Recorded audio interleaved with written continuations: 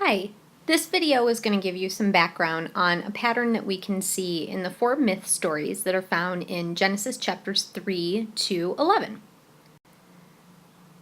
Genesis chapter 3 is the story of Adam and Eve, and we can see a pattern in this story that gets repeated in the rest of the stories in this section of the book of Genesis. And the pattern goes awareness, choice, consequence, and mercy. First part of the pattern, awareness.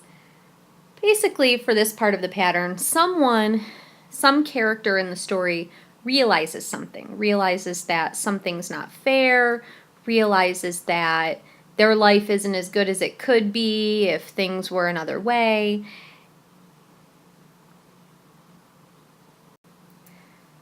The next part of the pattern is choice.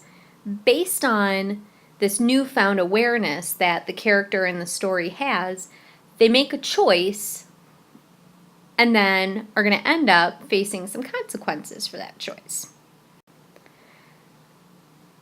Now, once the person has made their choice, they're going to face some consequences for their choice. And this is a little different than God wanting those consequences to happen.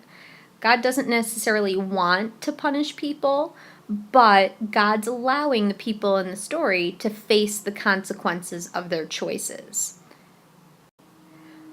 But finally, in the last part of the pattern, God shows mercy.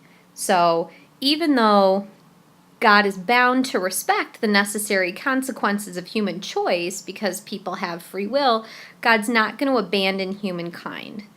God is going to continue to care for people and look out for them, even when they might have made some bad choices.